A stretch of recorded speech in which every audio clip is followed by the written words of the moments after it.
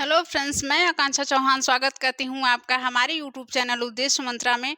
तो कैसे हो आप लोग? उम्मीद है एकदम मज़े में होंगे और पढ़ाई लिखाई भी काफ़ी बेहतरीन ढंग से चल रही होगी आपकी। तो आज जो है हम अपना हिस्ट्री का दूसरा प्रैक्टिस सेट जो है कवर अप करेंगे। उम्मीद है कि पहली क्लास हमारी आप लोगों को काफ़ी पसंद आई होगी। और आज का दूसरा प्रैक्टिस सेट करने से पहले हम जो है एक बात कहना चाहेंगे आपसे कि पहले हमारे प्रैक्टिस सेट में जो है एक क्वेश्चन हमसे मिस्टेक हो गया है, उसके लिए माफ़ी चाहेंगे। चूँकि ऑप्शन में भी नहीं था तो थोड़ा-सा मिस्टेक हो गया। तो क्वेश्चन क्या था कि उत्तर वैदिक काल में जो है कुंभा नदी को किस नाम से जाना जाता है? तो काबुल नदी को जो है उत्तर वैदिक काल में कुंभा नदी के नाम से जाना जाता है। तो मिस्टेक के लिए माफ़ी चाहूँगी। और आज का क्लास जो है शुरू करने से पहले एक मोटिवेशनल शायरी के साथ शुरुआत करते हैं। तो लाइनें कुछ यूँ हैं कि जब टूटने लगे हौसले तो बस ये बात याद रखना, बिना मेहनत के तख्तो-ताज हासिल नहीं होते। अंधेरों में ढूंढ ही लेते हैं मंजिल अपनी, कि अंधेरों में ढूंढ ही लेते हैं मंजिल अपनी, जुगनू कभी रोशनी के मोहताज नहीं होते। तो इसी मोटिवेशन के साथ चलिए शुरू करते हैं आज की हमारी एक क्लास। तो आज जो है हिस्ट्री का हमारा दूसरा प्रैक्टिस सेट है और दूसरे प्रैक्टिस सेट का ये जो है पहला क्वेश्चन है हमारा। पूछा क्या है कि चारों आश्रमों की चर्चा किस उपनिषद में मिलती है? बृहद नारायण उपनिषद, आलोपनिषद, जाबालोपनिषद या मुंडकोपनिषद? मुंडकोपनिषद जो है बृहद नारायण उपनिषद की बात करें तो जो है सबसे बड़ा उपनिषद है, सबसे बड़ा उपनिषद। आलोपनिषद की बात कर लें तो जो है सबसे नया उपनिषद है हमारा जो है आलोपनिषद। जो है जो ये आलोपनिषद जो है अकबर के शासनकाल में लिखी गई, अकबर के शासनकाल में, अकबर के शासनकाल में। जो हमारा सही ऑप्शन हमारा कौन सा सही है? तो ऑप्शन सी सही है हमारा, जाबालोपनिषद, जाबालोपनिषद। चलिए देखते हैं हमारा नेक्स्ट क्वेश्चन। दूसरा क्वेश्चन है हमारा, जुआ खेलना गलत नहीं है, यह किस जो है साहित्य से संबंधित है?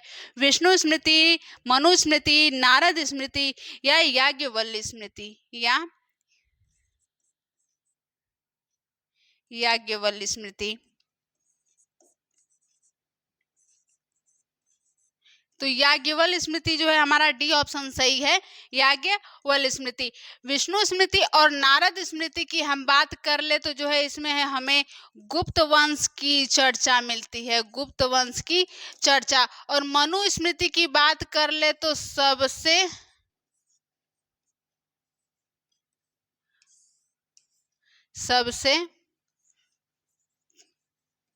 ये जो हमारे पहली विधि संहिता है, पहली विधि संहिता, पहली विधि संहिता, इसमें जो है हमें क्या मिलता है कि 16 प्रकार के संस्कार, 16 प्रकार के संस्कार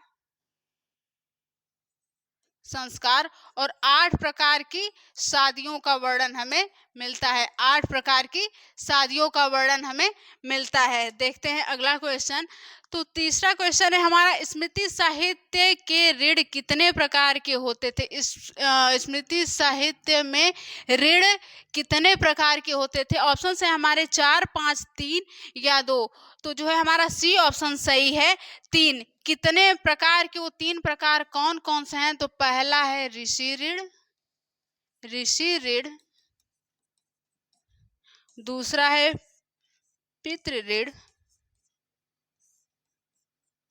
पितृ ऋण, और तीसरा, पहला ऋषि ऋण, दूसरा पितृ ऋण। और जो है इसमें जो है हम देख ले कि कौन कौन से है। तो और तीसरा है हमारा जो है पहला ऋषि ऋण और दूसरा पितृ ऋण और तीसरा हो जाएगा हमारा देव ऋण, देव ऋण, तीसरा है हमारा देव ऋण। देखते हैं अगला क्वेश्चन। निम्न में से जय संहिता के नाम से किसे जाना जाता है? वेद, पुराण, रामचरितमानस या महाभारत? तो वेद जो है 4 प्रकार के होते हैं और वेद की उपवेद जो है, चारों वेदों के हमारे जो है उपवेद है और उसकी चर्चा जो है हमारे पहली क्लास में हो चुकी है। पुराणों की संख्या जो है 18 है और पुराण के रचनाकार हैं जो है लोमहर्ष ऋषि। और रामचरितमानस की जो है रचनाकार की हम बात कर ले तो जो है तुलसीदास जी हैं, तुलसीदास। और रामचरितमानस के अध्याय को जो है कांड कहा गया है, उसको कितने कांडों में विभक्त किया गया है? तो 7 कांडों में विभक्त किया गया है। कौन कौन से वो हैं? तो बाल कांड, अयोध्या कांड, अरण्य कांड, किष्किंधा कांड, लंका कांड, सुंदर कांड और उत्तर कांड। तो जो है महाभारत हमारा डी ऑप्शन सही है इस क्वेश्चन का, कि महाभारत को जो है जय संहिता के नाम से जाना जाता है। अगला क्वेश्चन है, ऋग्वैदिक काल में रत्निन किसे कहा जाता था? ऋग्वैदिक काल में जो है रत्निन किसे कहा जाता था? मंत्री, राजा का सलाहकार, राजा का सेनापति या वजीर? तो जो है हमारा बी ऑप्शन सही है, राजा का सलाहकार। देखते हैं अगला क्वेश्चन, ऋग्वैदिक काल में वर्ण व्यवस्था किस पर आधारित थी? वर्ण पे, कर्म पे, वंश पे या जाति पे? तो जो है हमारा बी ऑप्शन सही हो जाएगा, कर्म पे। उत्तर वैदिक काल की बात करें तो जो है उत्तर वैदिक काल में जो है हमारी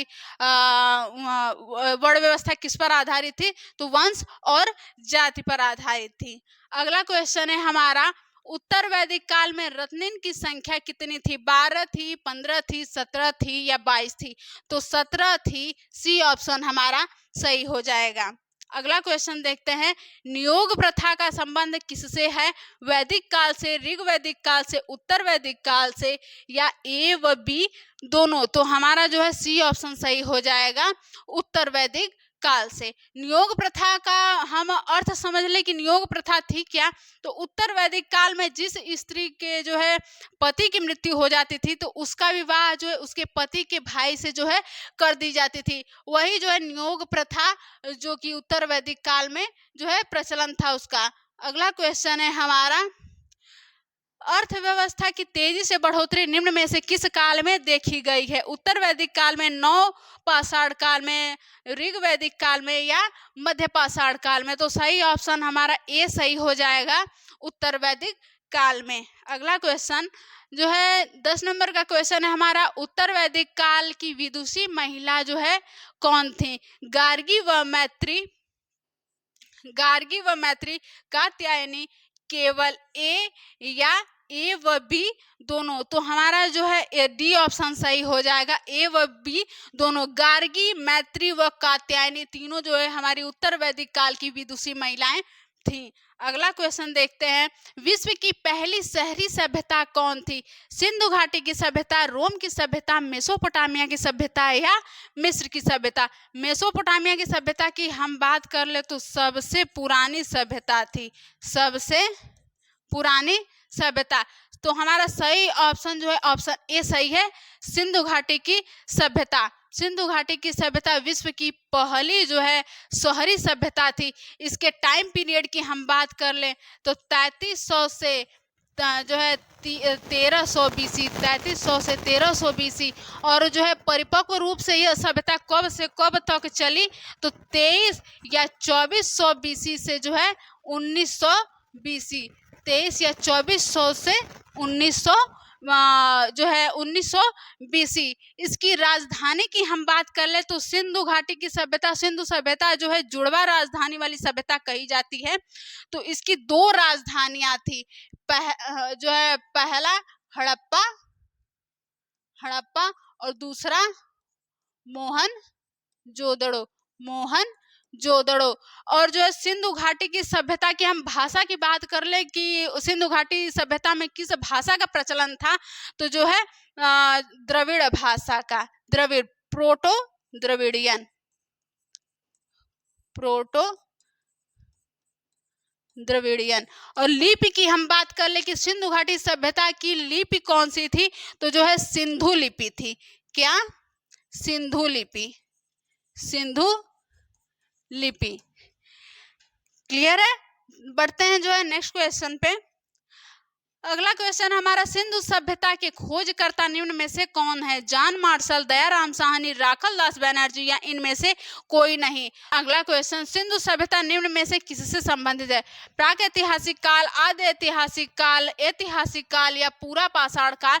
तो हमारा ए ऑप्शन सही हो जाएगा, प्रागैतिहासिक काल। देखते हैं अगला क्वेश्चन, सिंधु घाटी की सभ्यता निम्नलिखित में से किस सभ्यता के समकालीन नहीं थी? किस सभ्यता के समकालीन नहीं थी? मिस्र की सभ्यता, मेसोपोटामिया की सभ्यता, चीन की सभ्यता या ग्रीक की सभ्यता? तो हमारा डी ऑप्शन जो है सही हो जाएगा कि ग्रीक की सभ्यता के समकालीन नहीं थी। मिस्र की सभ्यता की समकालीन थी, मेसोपोटामिया की सभ्यता की समकालीन थी, चीन की सभ्यता की समकालीन थी, और एक चीज जो है क्रीट की सभ्यता के समकालीन थी। क्रीट की सभ्यता, क्रीट की सभ्यता के जो है समकालीन थी। देखते हैं अगला क्वेश्चन। सिंधु सभ्यता का विस्तृत आकार क्या था? वर्गाकार, आयताकार, त्रिभुजाकार या गोलाकार? तो हमारा सी ऑप्शन सही हो जाएगा, त्रिभुजाकार। जो है सिंधु सभ्यता का जो है विस्तृत जो है नगर की जो है फैलाव जो भी था जो है त्रिभुजाकार में जो है था इसका विस्तार। अगला क्वेश्चन है, सिंधु घाटी की सभ्यता किस देश से संबंधित है? ये क्वेश्चन जो है हमारा थोड़ा सा मिस्टेक है। अगला क्वेश्चन देखते हैं, सिंधु सभ्यता का सर्वाधिक विस्तार कहाँ मिलता है? झेलम, चेनाब, दश्क या जो है सतलज? तो जो है हमारा सी ऑप्शन सही हो जाएगा, दश्क, जो कि पाकिस्तान में हमारा पड़ता है, दश्क नदी। अगला क्वेश्चन है, सिंधु सभ्यता के घर किससे बनाए जाते थे? बांस से, पत्थर से, ईंट से या लकड़ी से? सिंधु घाटी की सभ्यता जो है अपने नगर नियोजन के लिए काफ़ी प्रसिद्ध जो है सभ्यता रही है, और इसे तभी तो जो है इसे जो है शहरी सभ्यता की जो है कहा गया है। इस यहाँ जो है सिंधु घाटी की सभ्यता जो है सिंधु सभ्यता के घर जो है ईंट से बनाए जाते थे, ईंट से बने हुए होते थे। अगला क्वेश्चन देखते हैं, सिंधु घाटी का स्थल कालीबंगन, कालीबंगन किस प्रदेश में जो है स्थित है? किस प्रदेश में स्थित है? राजस्थान, मध्य प्रदेश, उत्तर प्रदेश या गुजरात? तो राजस्थान, गुजरात, मध्य प्रदेश या उत्तर प्रदेश? तो जो है हमारा राजस्थान सही हो जाएगा। राजस्थान में कहाँ? तो जो है हनुमानगढ़, हनुमानगढ़, राजस्थान में हनुमानगढ़। अगला क्वेश्चन है, हड़प्पा कालीन मुहरों में मुख्य रूप से किस पदार्थ का प्रयोग किया जाता था? सेल, खड़ी, तांबा, कांसा या लोहा? लोहा तो जो है हमारा उत्तर वैदिक काल से संबंधित है, उत्तर वैदिक काल से संबंधित है। सेल, खड़ी जो है हमारा ए ऑप्शन सही हो जाएगा। हड़प्पा कालीन मुहरों पर मुख्य रूप से जो है सेल, खड़ी पदार्थ का प्रयोग किया जाता था। अगला क्वेश्चन है हमारा, संदर्भ स्थलों के उत्खनन से प्राप्त मुहरों पर किस पशु का सर्वाधिक उत्कीर्णन हुआ है? शेर, घोड़ा, बैल या हाथी? तो हमारा बैल, सी ऑप्शन सही हो जाएगा। वो भी कैसा? कुबड़ वाला, कुबड़ वाला एक श्रृंगी बैल, एक श्रृंगी बैल। अगला क्वेश्चन देखते हैं, सिंधु घाटी की सभ्यता जानी जाती है अपने नगर नियोजन के लिए, मोहनजोदड़ो एवं हड़प्पा के लिए अपने कृषि संबंधी कार्यों के लिए व अपने उद्योग के लिए। तो हमारा ए ऑप्शन सही हो जाएगा, अपने नगर नियोजन के लिए। अगला क्वेश्चन देखते हैं, सिंधु सभ्यता का कौन सा स्थान भारत में स्थित है? हड़प्पा, लोथल, मोहनजोदड़ो या इनमें से कोई नहीं? हड़प्पा, मोहनजोदड़ो, लोथल या इनमें से कोई नहीं, तो सी ऑप्शन हमारा सही हो जाएगा। अगला क्वेश्चन देखते हैं, भारत में चांदी की उपलब्धता के प्राचीनतम साक्ष्य जो है कहाँ से मिलते हैं? हड़प्पा संस्कृति में चांदी की उपलब्धता के जो है साक्ष्य कहाँ से मिलते हैं? ऑप्शन है, हड़प्पा संस्कृति में जो है वैदिक संहिताओं में, चांदी की आहत मुद्राओं में, या जो है पश्चिमी भारत की ताम्रपाषाण संस्कृति में। तो जो हमारा ए ऑप्शन सही हो जाएगा, हड़प्पा संस्कृति में। अगला क्वेश्चन देखते हैं, मांडा किस नदी के किनारे है? चेनाब, रावी, सतलज या सिंधु? ए ऑप्शन हमारा सही है, चेनाब नदी, चेनाब नदी, जो कि जम्मू कश्मीर से संबंधित है। अगला क्वेश्चन है, मोहनजोदड़ो की सबसे बड़ी इमारत कौन सी है? मोहनजोदड़ो की जो है सबसे बड़ी इमारत पूछा है, विशाल अन्नागार, सभा भवन, स्तंभ हाल या इनमें से कोई नहीं?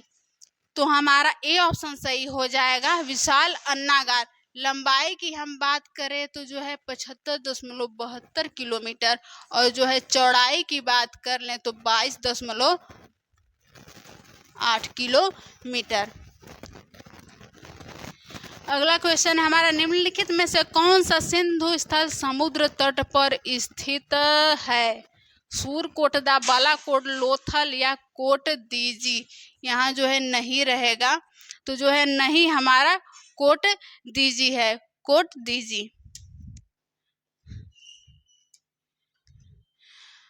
आज का हमारा लास्ट क्वेश्चन है, हड़प्पा कालीन स्थल से युगल सावधान का साक्ष्य कहाँ से मिला है? कुंतासो, लोथल, धौलावीरा या कालीबंगन? तो जो है हमारा बी ऑप्शन सही है, लोथल। लोथल में वो भी जो है कैसा जो है युगल सावधान, जो कि 3 जोड़े में मिला था। क्या? 3 जोड़े में। और जो है चावल और बाजरा के साक्ष्य भी हमारे जो है लोथल से मिले हैं। तो आज के लिए बस इतना ही। उम्मीद है कि हमारे क्लास जो है आप लोगों को पसंद आया होगा। अगर हमारी वीडियो आप लोगों को अच्छी लगे तो वीडियो को लाइक और चैनल को सब्सक्राइब ज़रूर करिएगा। तो आज के लिए बस इतना ही। मिलते हैं हम आपसे फिर अपने नेक्स्ट वीडियो में। तब तक के लिए धन्यवाद।